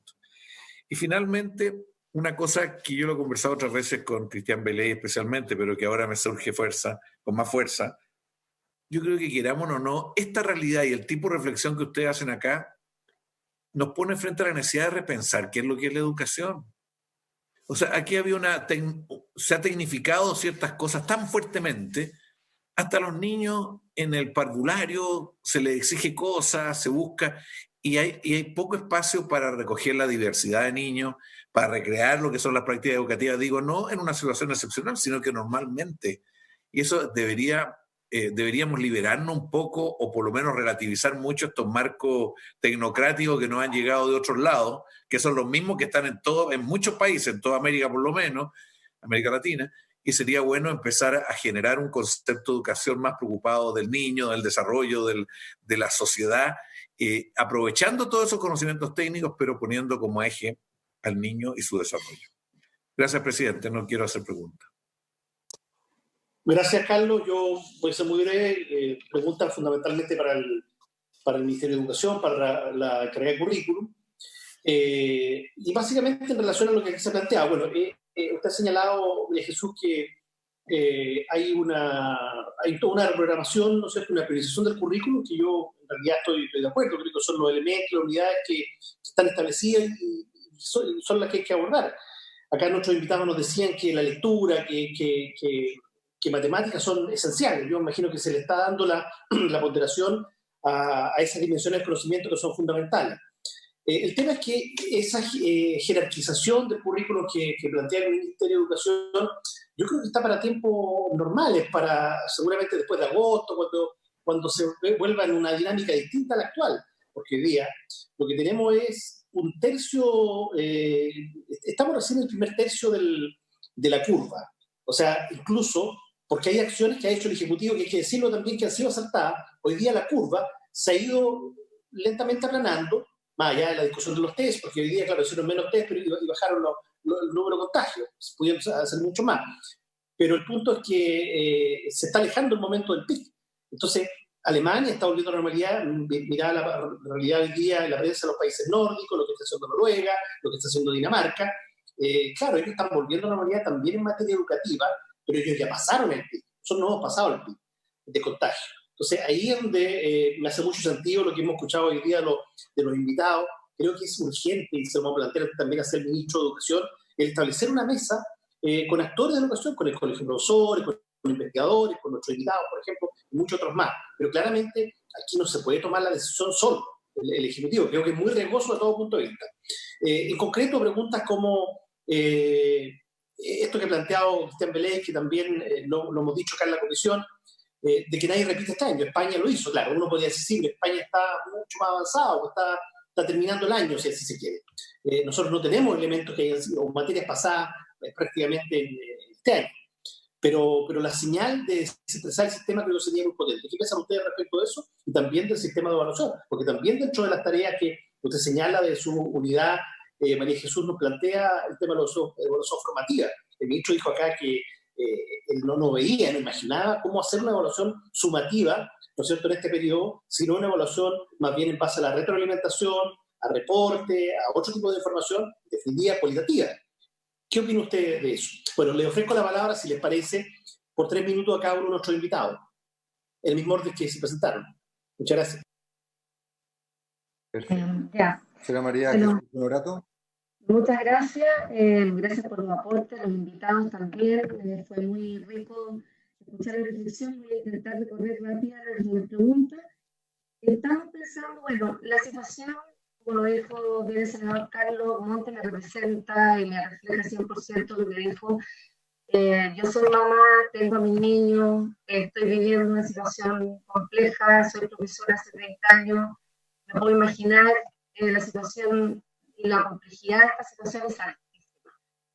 Como dijo Cristian, es única en la historia, esa dimensión la tenemos, por lo tanto, desde acá estamos absolutamente, por lo menos quiero decirles de la unidad de currículum, pensando permanentemente en cómo enfrentar esto. Esto no ha sido fácil, esto es una complejidad tremenda y yo la responsabilidad de estar preparado, de atender y darle libertad y dar espacio también es un sentido para este tiempo, quiero decir. O sea, de verdad, quiero dejar eso muy claro. Si a mí me toca la responsabilidad y fui invitada para hablar de la priorización curricular, es porque a mí me parece que es mejor tener un escenario de menos claro que no tenerlo para la circunstancia que venga. No significa que yo esté diciendo, lo dije desde el inicio, que tengamos un afán de chequear currículum, ni de generar un escenario mandatorio común y no sacar a nadie de ese escenario. Es simplemente, frente a la inquietud, generar anticipadamente algunas reglas de las cuales estoy absolutamente de acuerdo, que lo han reiterado, que tiene que salir a corto plazo la información respecto a la repetición al ciencia y la PSU, junto con este paquete de decir, menos es más, si vamos a hacer algo, hacer por este camino, etc. Entonces, quiero dejar claro por ese lado que nos estamos anticipando, pero no por eso estamos a la vez trabajando en el hoy.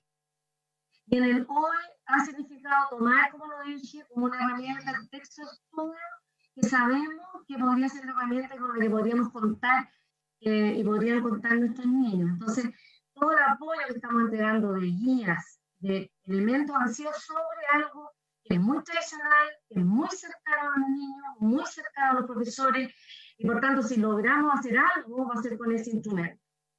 Respecto a la pregunta, por lo tanto, estamos en el hoy y anticipándonos para prevenir esa inquietud, más que nada, independiente de cuándo pase el retorno, cuándo suceda el retorno. ¿Cuáles son las áreas fundamentales, Yana? Mira, no son áreas fundamentales porque lo siguiente, yo diría que lo más fundamental y que lo priorizamos el mensaje fue las temáticas de orientación, porque ahí está lo socioemocional, ahí está el profesor jefe, y pensamos que es prioritario ese trabajo en el momento que le toque hacerlo. Por lo tanto, cuando hablamos de priorizar, cuando hablamos de imprescindibles, perdón, de integradores significativos, estamos hablando de objetivos, pero manteniendo las asignaturas. Nos parece que para este tiempo, hablar de la vida activa, estamos pensando cómo vamos a desarrollar esa orientación, porque vamos a tener la complicación de cómo van a trabajar los niños sin tocarse, etcétera. La educación física es un tema en ese sentido, pero queremos darle y poner a disposición de los establecimientos toda la parrilla, porque desde ahí es donde van a surgir los distintos proyectos y las distintas opciones para ese establecimiento. Sí, en cada una de ellas, llevarlo a lo más imprescindible, de tal manera de dar menos para que pueda surgir la creatividad. Creemos y apostamos a que si damos menos, si tenemos 50% de los objetivos, ese colegio que va a enfrentar esto, si le toca enfrentarlo, va a tener el espacio para crear, y por tanto también estamos apostando a eso, pero no dejando de lado que todas las asignaturas son relevantes. Es decir, la música, el arte, la educación física nos parece tan relevante. Independientemente que sabemos que la capacidad de lenguaje y matemática son relevantes y que la lectura es lo fundamental. Por lo tanto, por ahí vemos los espacios de creatividad, creemos en esos espacios, creemos que nosotros tenemos que dar ciertos elementos, ciertos modelos para generar orientaciones, para crear alternativas, creemos que la diversidad es la clave, creemos de verdad que un profesor debiera tratar de atender lo máximo la diversidad y por eso creemos que hay que entregar herramientas, pero él va a tener que armar su proyecto o lo que pueda hacer en torno al aprendizaje de lo que viene por delante. Entonces, no sé si con eso contesté, solo me queda la evaluación. Nosotros creemos que no es un tiempo de calificación, creemos que es un tiempo de formación, es un tiempo de retroalimentación, un tiempo de acompañamiento, un tiempo de aprendizaje con otros, que es finalmente el gran sentido de la evaluación. Y si es que llegase a haber, por algún momento, alguna situación, una calificación necesaria, tendría que ser pensada como comunidad, en una mesa de trabajo, de escolar, donde realmente se pensara en algo que pudiera mostrar quizás un progreso, una valorización, porque creo que también eso es todo lo que hagan. Eso.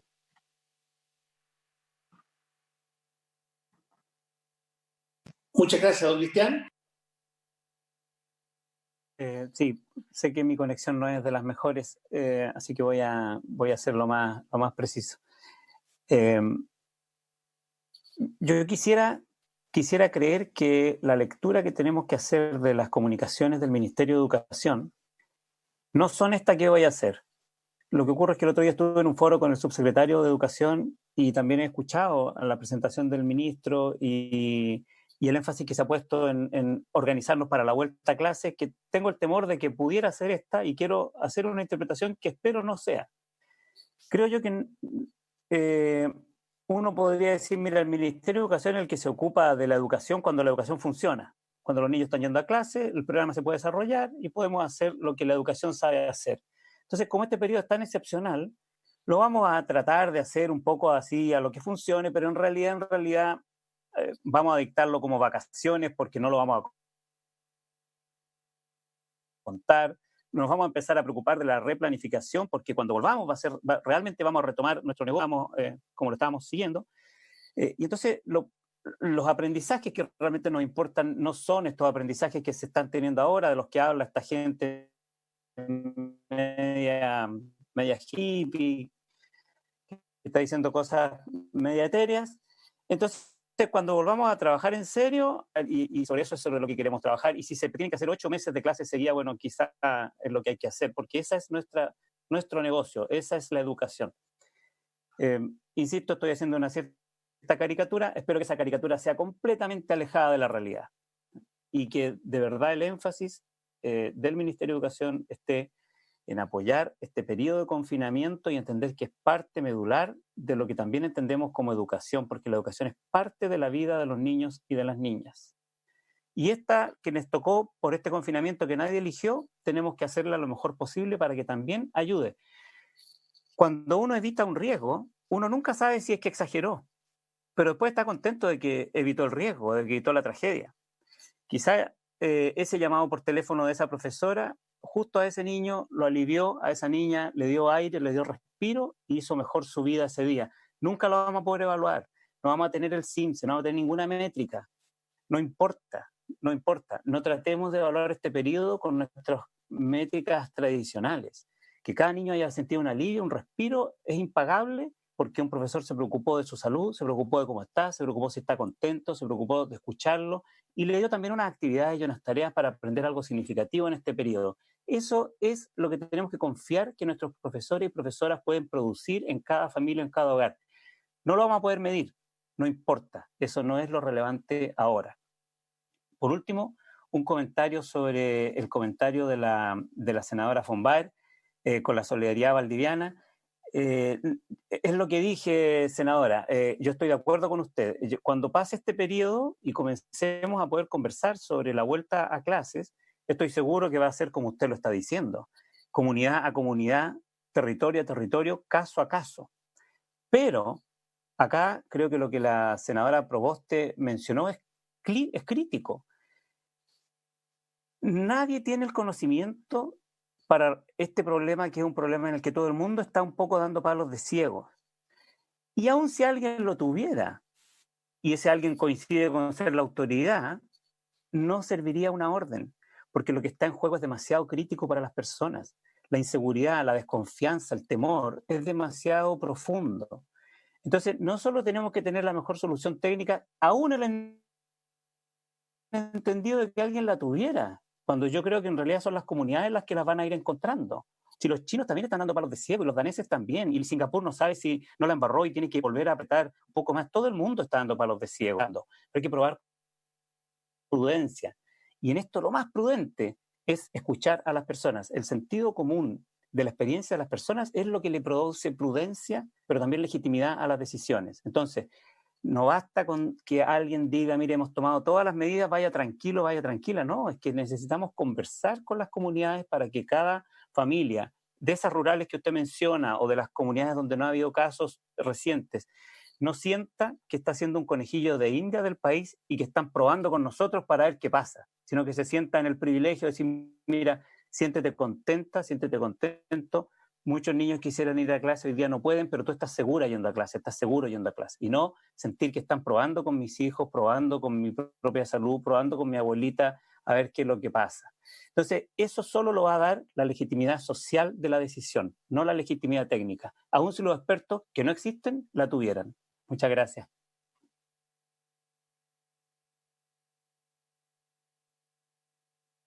Neva Milicic.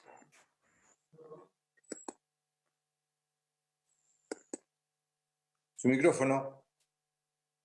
El micrófono. Ahí está. Ahí sí. Sí. Había un escritor, Leo Buscaglia, que decía que su papá siempre les preguntaba en la noche, ¿qué aprendiste hoy? Y entonces ellos iban apuraditos a ver cuál era la capital de no sé dónde para poder decir que habían aprendido eso. Quizás si a los niños les pidiéramos hacer un portafolio, unas carpetas como se usan en la versión formativa, en que cada día pongan lo que aprendieron ese día y lo que quisieran aprender, ¿no? Que puede ser un método muy simple. ¿A quién quisiera mandarle un mensaje? ¿A quién echan de menos? En el colegio de uno de mis nietos hicieron una actividad que tenía que decir las personas que han echado de menos mientras estaban en cuarentena, y las tenía que poner después por orden alfabético para evitar que se sintiera la abuela 1 porque tuvo después que la abuela 2. Pero aprovechaban de enseñarle una cosa tan básica que hasta en los sectores más rurales, si están alfabetizados, pueden hacerlo. Tareas simples, terminables. Los niños me decían a mí antes de volver al colegio, ay, Neva, es que es tan largo. El tiempo de atención de los niños es 20 minutos. Yo he revisado hartas tareas que se han mandado, son muy largas. Tienen que ser más cortas y conectadas con lo que está pasando, con lo que los niños sufren, y hacerlas en un portafolio que él después se lo pueda mostrar y hacer un dibujo. A mi mejor amigo me gustaría decir, tratando de disminuir la distancia social, porque lo que tenemos que tener nosotros es distancia física, no distancia social. Los niños tienen que sentir que están cerca de sus profesores, cerca de sus compañeros, aunque no puedan estar físicamente juntos. Creo que la única tecnología que tenemos en común son los celulares y los televisores, y por ahí tenemos que dar gran parte, pero tenemos que ayudar también a dar un salto tecnológico para el otro lado, porque si no la brecha digital va a ser muy grave y va a marcar diferencias muy importantes. Y la otra cosa en términos de las mediciones, a lo mejor es bueno medir algunas cosas, pero usemos las muestras. ¿Y para qué estudiamos estadística si no para hacer buenos muestreos? Hacer cuánto retrocedimos, cuánto aprendimos. A lo mejor nos encontramos con la sorpresa de que la comprensión de lectura de los niños en esta etapa mejoró muchísimo. A lo mejor no. Pero se pueden hacer muestras, no hay para qué hacer estas mediciones de los Simpsons que angustian a los profesores, angustian a los niños y la educación se transforma en una cosa así. Creo que los niños que salen de cuarto medio también tienen derecho a tener una respuesta de cómo van a ser los procesos de selección. Creo que están bien angustiados los adolescentes y ya la adolescencia es una edad lo suficientemente difícil para complicarlo un poco más. Ahora, obviamente que no puede repetir ningún niño, porque tal como dice Cristóbal, nunca debería repetir un niño. La repetición de un niño es el fracaso de un sistema y del profesor, no es un fracaso del niño. Muy bien, muchas gracias, Neva, y muchas gracias, por supuesto, a los tres expositores. Creo que ha sido una gran jornada la de hoy, de esta revisión. No vamos a poder abordar el otro proyecto de ley, por lo tanto voy a citar probablemente dentro de la semana, hasta todo el despacho, un proyecto bastante corto, como se sabe, ya terminado las indicaciones y está en particular. Así que nuevamente agradecer, antes de levantar la sesión, agradecer a la Secretaría por todo el soporte que nos ha brindado, a Diana, a Valesca de Informática, a todo el equipo, y por supuesto nos estamos viendo en los próximos días. Muchas gracias a todos. Presidente, antes de terminar, ¿están todavía todos conectados? Sí, lo que pasa es que es un tema de funcionamiento de la comisión. La semana pasada les mandé a todos ustedes una comunicación respecto de la forma en que el comité determinó para dar cuenta de los informes de los proyectos de ley despachados, que es solamente con la firma del secretario, pero consultándole obviamente a los integrantes de la comisión si están de acuerdo con eso. Tenemos 2 proyectos que han sido despachados y me gustaría dar cuenta de ellos. Uno de las necesidades educativas especiales y otro de la ley interpretativa del CAE. Yo creo que hacemos fe en lo que pueda certificar el secretario, además en la recomendación que han hecho los comités, si les parece. Perfecto. ¿Bien? ¿Les parece? Ok. Así se acuerda, muchas gracias. Bueno, se levanta la sesión. Sí, estamos de acuerdo.